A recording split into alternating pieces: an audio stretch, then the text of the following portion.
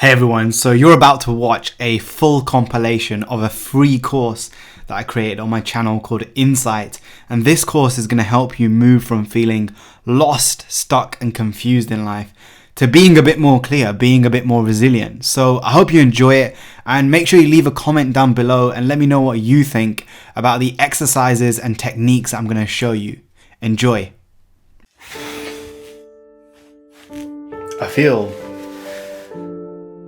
lost.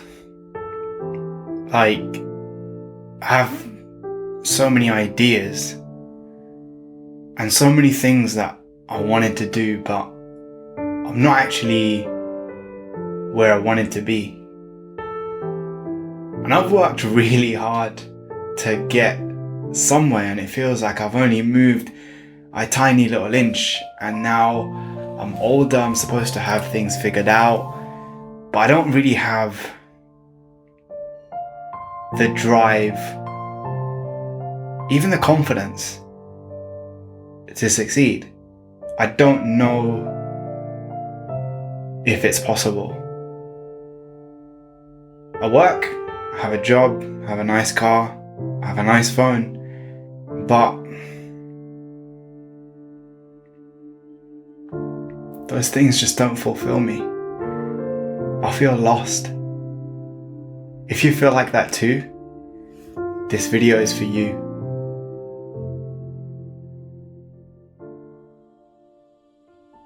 I think we forget that life is filled with difficulty. The difficulty is going to come, and there's nothing that you or I or a mentor or a guru or a special holy book or temple or prayer beads or any kind of magic pill can do about that. Life is full of difficulty. So the first step is accepting that difficulty, accepting that this is the way, rather than trying to avoid it, rather than trying to dodge the difficulty, trying to resist the resistance.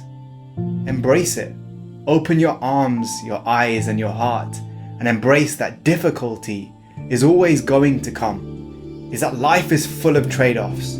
You can't have everything. And if you try and have everything, you're going to end up with, guess what? Very little, almost nothing. And so the trade-off then becomes, do you want to complain about the difficulty you're going through? Do you want to complain about the challenges that you're going through, about feeling lost? Or do you want to put your energy, your time, your money, your efforts into finding solutions? Because you can either trade your pain and difficulty for complaining, which is what most of you are doing. You're looking at all of the reasons why you can't succeed, why you can't find the job you want, why you can't achieve, become, do what you want, rather than spending your time looking at the solutions and trading your pain for prosperity, trading your struggle for success.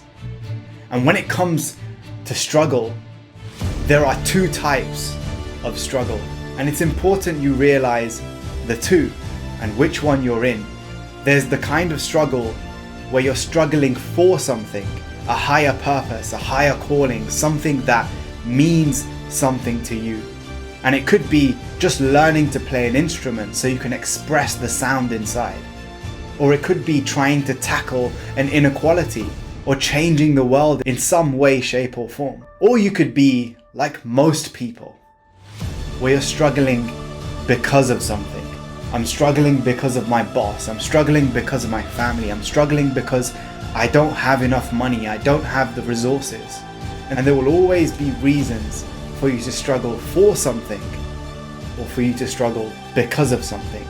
Because the nasty truth of life is this: you are always going to have moments where you feel lost. It's normal, just like paying taxes or bills or having to work out so that you're healthy and you lose weight. You just have to go through it. There is no avoiding this. So the next time you feel lost, accept it and understand, what are you trading your struggle for? And what is it that you're working towards?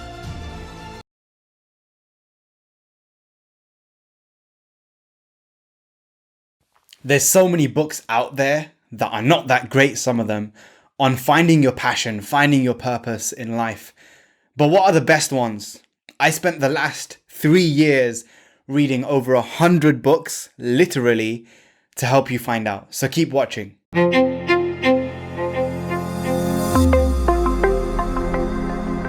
Hey everyone, my name is Keshav. Welcome to my YouTube channel. Make sure you subscribe and you ring the bell icon so you know when new videos come out. And let's get into the video. So like I mentioned, over the last 3 years, I've been reading between 30 to 50 books every year. And one of the questions I've been asked recently is, what books do I recommend when it comes to finding your passion and purpose in life? And so I looked at my list, which you can see on Goodreads, all the books I've ever read, and identified which ones are the most powerful when it comes to the common struggles most of you are going through and the common answers that are the most powerful and effective. So that's what I'm going to go through in this video. The first book is by a well-known Harvard business professor. And in this book, he looks at the questions of how are you going to look back at your life and measure it according to family, friendships, culture, integrity. And one of the key lessons that I got from this book was that strategy is not what you say, it's not what you write down, it's not the goals that you put down on paper, which most of us by now know about. We know about vision boards and the rest of it, but it's not those things, it's what you do. It's the choices that you make. So stop talking about strategy and start observing your own behavior and looking at what strategy that is painting and what image that is creating, both now and in the future. And the second lesson that I got from this tiny punchy book is it's better and easier to have 100% integrity than to have 98%. Because if you go for 98%, if you allow yourself to have that extra chocolate biscuit or to have that extra hour off in your break or to be a little bit less focused at work today, you're on a slippery slope. And the next thing you know is you're going to start cutting corners. And so it's easier to maintain this all or nothing mindset when it comes to your integrity. To have 100% is easier than to go 98 and not 2. The second book is one of my favorites, which I've read a couple of times now, and it's called Doing Good by William McCaskill. And this book is all about the effective altruism movement. If you haven't heard of it, go and give it a Google, then tell me in the comments below what you think. But the essential premise of the book is most of you watching, most of us, we want to do some good, right? We want to make a difference. We want to have an impact. We want to inspire people. And we like to think that the money we donate, the time we donate, is doing exactly that. But in most cases, if you look at it from an objective point of view and you analyze where that money goes and where the impact goes, it's not very effective at all. In fact, most of it is quite ineffective. And so what if you knew that all the money you've donated, all the time, the energy and the effort to all of these causes isn't having that great an impact? Wouldn't you want to know? Wouldn't you want to do something about it? And this book goes exactly into those things and helps you to not only understand how to make a difference, but how to think about how to making an effective difference in the world and how you can use even your career, the 80,000 hours that you will spend at work over your lifetime on average, to do some good. The third book is by Cal Newport, and it's so good they can't ignore you. And the effective, simple idea in this book is don't follow your passions. Don't follow them. Build skills instead. And once he's done dispatching that myth that so many of us, millennials and younger, have grown up desiring, and that is to find work that is meaningful and that we're passionate about. And it makes sense, right? We want to do things that aren't just paying the bills, but make a real difference. Well, he says, don't follow your passions, build skills instead. And he looks at various examples throughout the book, and it has so much evidence and science behind it that you know you're not going to go wrong. And he shows how these people who we idolize and are at the pinnacle of their careers developed the passion which often came after building the skills. And the final book is A Guide to the Good Life by William Irvine. And in this book, he looks at the timeless philosophy of Stoicism and how it's still relevant today. And what I loved most about this book was not just an idea and a way to find purpose in your life and to live meaningfully, but a way to handle the struggles, a way to access these very old and ancient ideas in the modern day, in the digital age where we're thinking about going to Mars and Donald Trump is the president and Brexit is happening and there's all kinds of different things going on with climate change and poverty and distractions everywhere. And the thing that he impresses on us in the book is, yes, you should follow a philosophy, but the best philosophy to follow is one that you can tailor make to your own individual parameters, to your own individual situation. And so there you have it. Those are the 4 top books that I've read when it comes to finding your passion and purpose in life. Now, which ones have you read? Which ones do you want to read? And tell me in the comments below, would you like to see a book review of each of those where I go a bit more in depth so you can understand in 3 minutes or less the main lessons from each of those books? And if this is the first video you've seen, make sure you go back and watch the rest of the Insight series. But I hope you've enjoyed all of the content that I've created for you in this course. Make sure you tell me in the comments below how it's impacting you. And look, the final thing I want to leave you with is the reason why most of you are unhappy, why most of us become unhappy, is because we're insatiable. We get the thing that we want and then it's immediately on to the next thing. And so we play this endless game of pursuit where we upgrade our cars, we upgrade our jobs, our relationships, our bodies, all in this pursuit of desire, of this dichotomy of craving and aversion, without ever finding any kind of peace.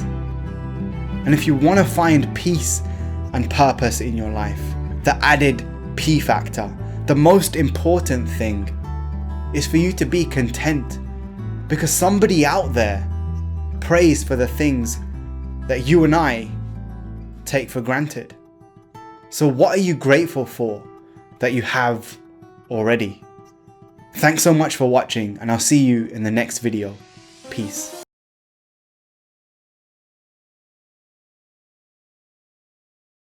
Imagine for a second you're trapped inside your own body. You have the will, the desire, even the training to do incredible things. But right now, you're trapped. And to make things worse, there is a baby crying that needs attention. And not just any baby, it's yours. A couple of weeks ago, as the baby came, you had some complications. You had to have an emergency C-section. This part went well, and you had a huge wave of relief wash over you as you heard your baby cry for the first time. But then things go from bad to worse for you. The next day you feel a shortness of breath, and it ends up that you have a large hematoma in your abdomen. So here you are, a new mother, a worldwide superstar with endless trophies and fame, lauded as one of the best tennis players ever, a hero to millions of people around the world, but all you feel is pressure. Am I doing this right? I don't get why I'm like this. Why the F am I crying? I shouldn't be. I have nothing to cry about. I have a beautiful baby. Doubts and fears swirl around you. The person I'm talking about is Serena Williams. And in this video, I'm going to share the lessons that she used to go from this low point to reaching 2 of the world's biggest tennis finals ever, the US Open and Wimbledon. And we're going to break down how she went from lost to creating a breakthrough in her life. So keep watching.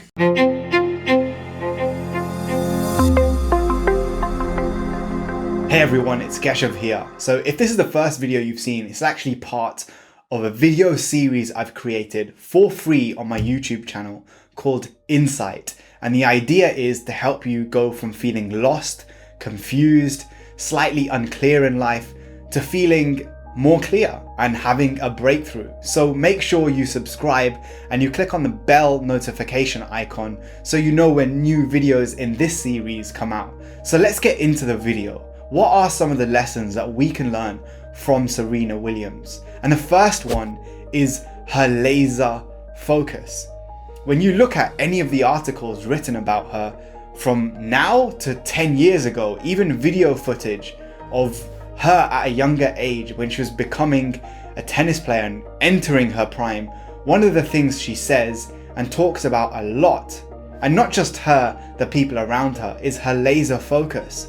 And if you're going to move from being broken or lost to having a breakthrough and insight into where you want to go in life, you've got to have the same level of clarity, because your energy, your time, your resources, they're all limited. We only have so many hours in the day. You only have so much money. You only have so much help you can get. And so the most important thing isn't what you choose to do, but what you choose not to do, what you say no to. And that requires a laser-like focus, because here's the thing, if you don't commit to anything, you're going to be distracted by everything. And you know what those things are. Facebook, Instagram, social media, playing video games, smoking weed, drinking, masturbation. There are so many distractions out there. And the problem and the challenge for us now is not knowing more. It's that we have so much at our fingertips that I can instantly look at Wikipedia and be bombarded with information. So the skill you have to learn is how to edit and audit your life so you know what is important to you and what isn't. The second thing that we can learn from Serena Williams is she doesn't just climb this mountain, she's already looking at the next one. Serena Williams has spoken about her philanthropic work that she wants to do, the fashion work that she's already doing. She's a mother, she's a sister, she's a tennis player, she's a global superstar and icon. And yet, it's not just the world records that she wants to shatter. She has her sights set on the next mountain that she wants to climb. And what this reminds me of is a quote by Carl Jung, that the person who looks outside, they dream. They dream about doing things. The person who looks inside for insight, they awaken.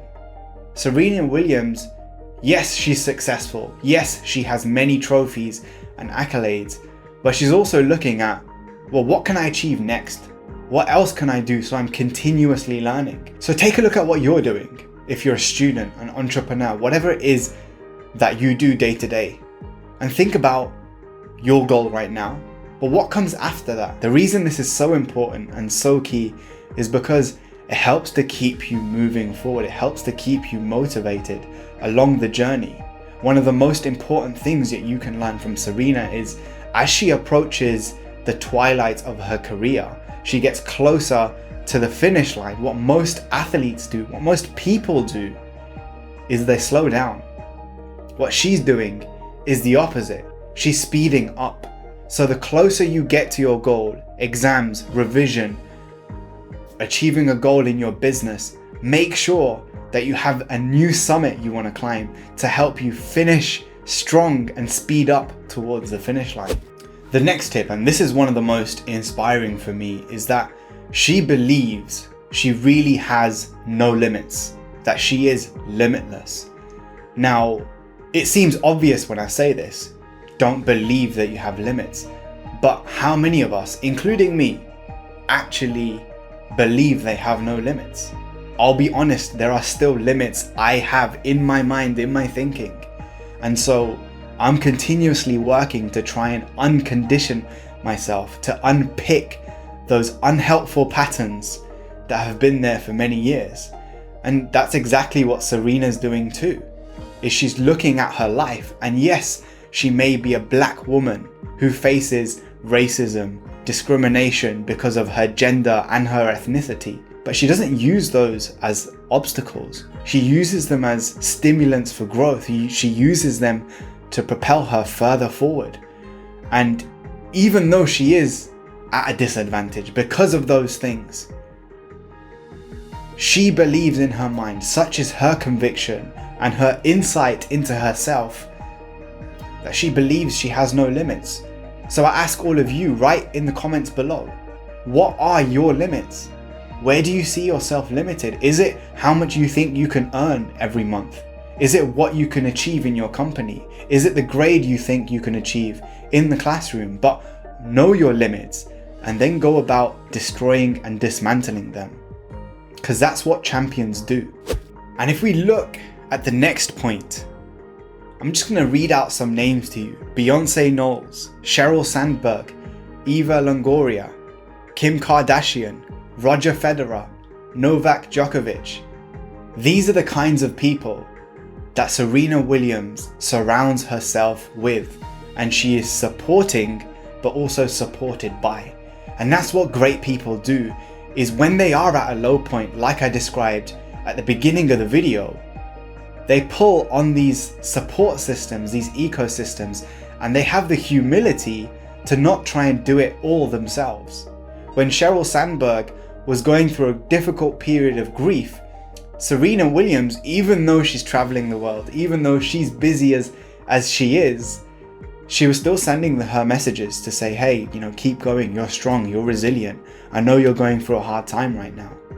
And equally, when she was going through a hard time, she was seeking support, she was seeking help.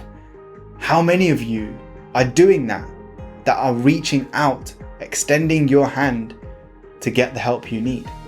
Or do you think you can do it all alone? Because that, my friend, is a sign of ego. So surround yourself with great people, be supported by them, and support them in return, because that's what great people do. And the final point is she has mastered delayed gratification. I was reading an article in Vogue where the journalist spoke about the marshmallow test that Serena Williams was discussing at a dinner table or a lunch table.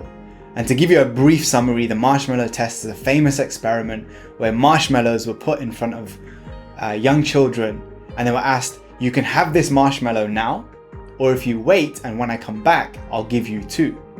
And what they did was they followed this group over a long period of time to see what happened and how their ability to resist instant gratification and seek delayed gratification, how did that impact their success and achievement later in life?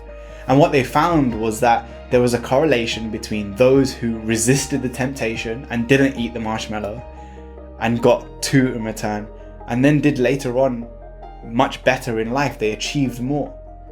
Serena Williams, equally, if you're going to be an athlete, at the age of 14, forget about now, at the age of 14, 15, 16, when you're a teenager, when you're young and you want to go out and meet people and have fun, she was probably training. She was probably eating the right foods. She was probably on the tennis court, practicing the shot that she hated the most. But look at where she is now.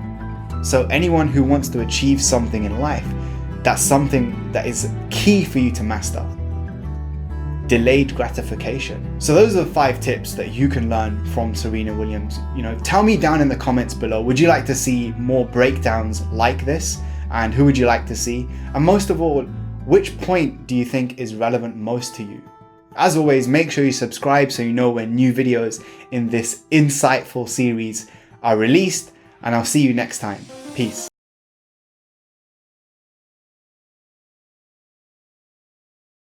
Are you where you want to be?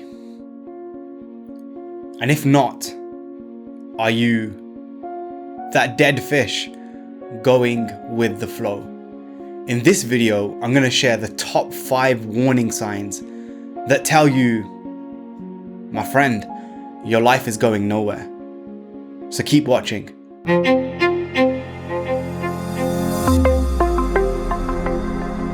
Hey everyone, this is Keshav.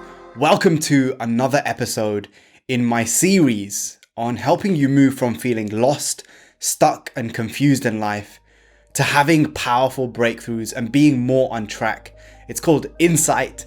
Make sure you subscribe and you click on the bell icon so you know when new videos come out in this series. Last time, I spoke about Serena Williams and how she went from her lowest point after pregnancy to getting back to her best and reaching the US Open and Wimbledon finals. So the first warning sign is you're seeking notifications.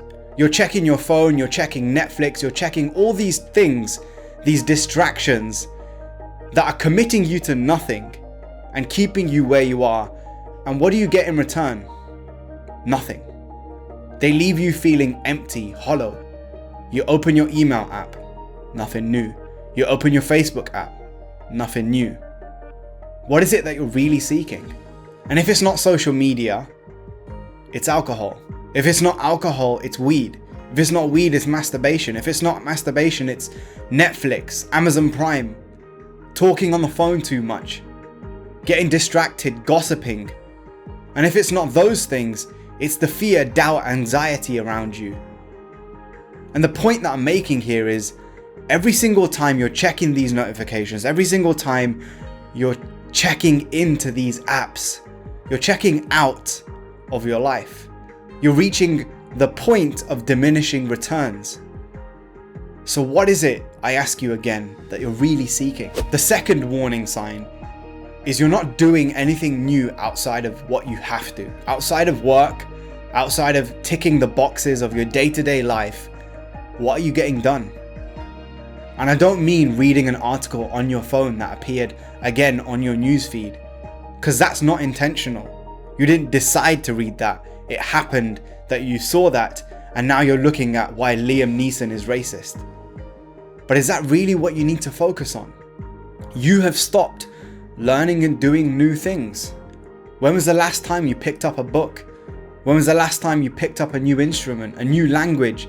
You started a new friendship? And I don't care if you already have the friends you need, you have the relationship you need, but are you really expanding yourself outside of your comfort zone, outside of what you know? Because if you're not, you're in a rut. You're going to get stuck in the same day-to-day reality where you're not experiencing and growing in new ways. The third warning sign, your environment. Look around your room right now. Is it a mess? Is it as tidy as it could be? Your physical environment is a manifestation of your internal environment. Do you have control over it? Are you in a cramped, tight space where you have no control, no focus? You have a bag of crisps on the desk, you got your gummy bears there, you got a can of Coke, look in your trash can right now, in your bin, what do you see? Because that's going to tell you something about, one, the footprint you're leaving, but two, the things that you've been consuming. And is your environment helping to awaken you, or is it numbing you? Is the main feature and focal point of your environment your TV, or is it your wall planner, your goals, your dreams, your hopes, your desires, the things that you're working towards, the character that you're trying to build, apparently? The fourth warning sign is when you wake up, your eyes are heavy, your mind is foggy, and you can't really be bothered. There's nothing driving you out of bed in the morning. And I'm talking about the early points. It's different if you have a diagnosed depression. It's different if you're in a different place, but it's a warning sign nonetheless.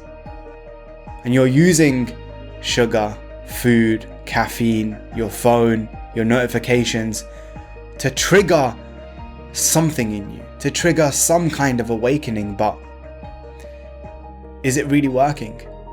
When was the last time you stopped? You detoxed, you drank a glass of water.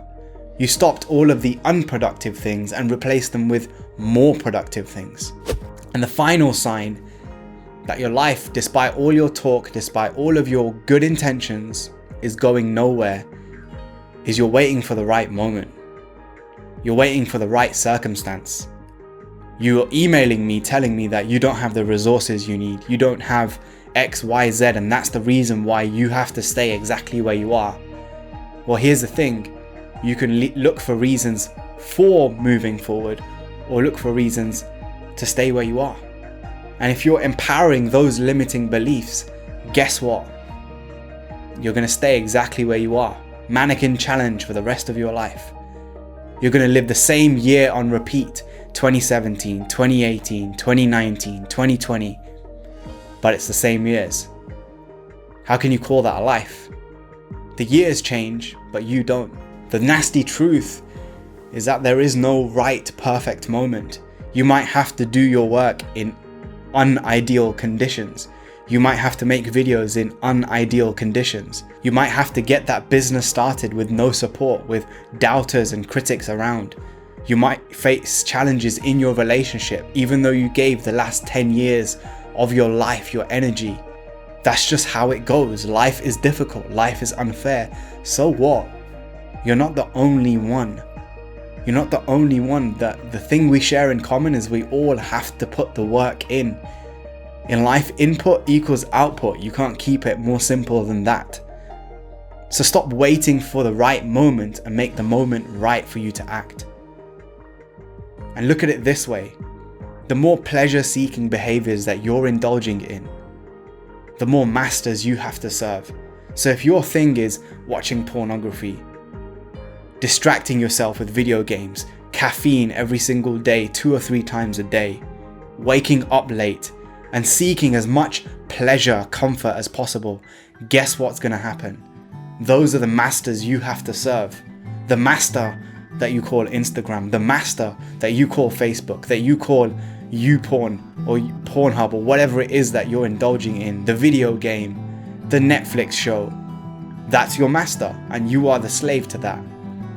And you can either be a slave to somebody else's design for you, make sure your life is going nowhere and regret it later on, or you decide that I am a cause and this is the direction I want to go in. This is what I am a slave to, the routine that I've created. Waking up early, reading books, taking notes, making a difference every single day, having connection with others, being clear on where you want to be and what you want to do. So the choice is yours, my friend. Which one is it going to be?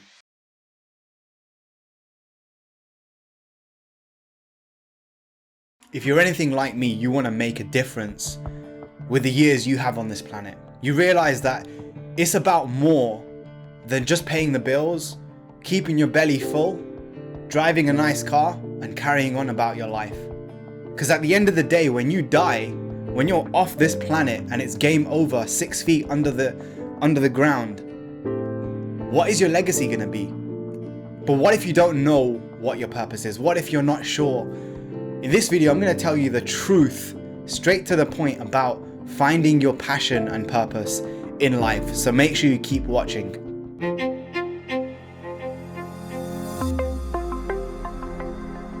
Hey everyone, this is Keshav. Welcome to my final video in the Insight series. This is a series that helps you find your purpose and passion in life if you feel lost, stuck, and confused. So make sure you subscribe and you ring the bell icon and you know when new videos come out. Make sure you check out the previous videos. But let's get into it. Everyone talks about having a passion. Everyone talks about this mythic thing that supposedly makes your life epic and awesome. You see speakers on YouTube making videos about how passion is important and not working in a dead-end job. But the thing is, it's misleading. Passion is something you do for the feeling. And the feeling doesn't come first, the feeling comes later. And that's why you may not know what your passion is, because you have to generate it, you have to find it. And the second thing, and the reason why I'm saying you shouldn't give a fuck about finding your passion, you should give a fuck about building your purpose. Because purpose is about other people. Purpose is about something greater than you. If I'm only seeking to be passionate about the things I care about, my actions, my habits, my dreams, my mission is restricted to what makes me feel good. And it becomes another trap of ego. Whereas when you have a purpose behind what you do, the purpose behind making this video, behind starting a business, behind learning an instrument, when it's for something greater than you, You reach beyond your ego. You're willing to do more. If I put you in front of a homeless man right now, and I ask you to look after this person for the next 30 days, most people, especially if you're watching a channel like mine, you're not just going to do it half-heartedly. You have a human being's life in your hands. Similarly, a parent looking after their child. My mom working 3 or 4 jobs to make sure that I could go to private school for a year, so I could get a better education, so that I could get extra tuition and help after school. She wasn't doing it for passion. Do you think she was passionate about what she was doing? Do you think my dad was passionate about working the same job every single day after migrating from India to the UK? No, but he had a purpose. And so what do you do when you don't know what your purpose is? Well, that's simple. What matters to you? What matters? Does Netflix matter? Does having another gossiping conversation matter? Does idling around watching Love Island matter? Really? Or does your goal matter? The difference you want to make matter? The countries you want to travel to matter? And so that can become your purpose. You don't find your purpose. It's not something that magically falls out of the sky and lands in your lap. It's something you build step by step. Nelson Mandela didn't just end up with a magnificent, huge purpose. Malala Yousafzai, same thing. She didn't just end up with the kind of purpose that allowed her to take a bullet to the head. Every single day they worked. Every single day they saw a struggle of the people around them. And every single day they chose to build their purpose. And the final truth about finding your purpose is that it's not a monolithic thing. You don't have one purpose because you're not a machine. You're a human being. You can have multiple purposes. One of my purposes is to tackle educational inequality. Another purpose is to inspire you. My viewer that's watching this on YouTube, it's just me and you right now. So you don't have to just have one, you can have many. And the final thing I want you to remember, if we're talking about purpose, is it might be that you have a nice, magnificent purpose, but one day life's gonna come up to you and go, difficulty, struggle, doubt, fear, criticism, they're gonna come your way. They come my way. Even now, there are things I don't talk about on these videos that I experience. And the thing you have to remember is there is a difference between a material that is fragile and a material that is anti-fragile. What do I mean? When you get a box and it says fragile, handle with care, it shatters easily. There's glass, there's ceramics, but there are materials out there that are shock resistant, that generate strength because of the struggle. And you are one of those materials. The scars, the struggles you've been through, the breakup, the loss, the grief, the doubt, the years of mediocrity, of stagnation, of falling off track, they all have served to keep you moving forwards. And you don't get stronger in spite of those things. You're getting stronger because of those things. If you want to find out where you are in life, whether you're a shipwrecked castaway, a dabbler, or a master, take the free quiz down below. Otherwise, make sure you comment and you subscribe, and I'll see you in the next video. Peace.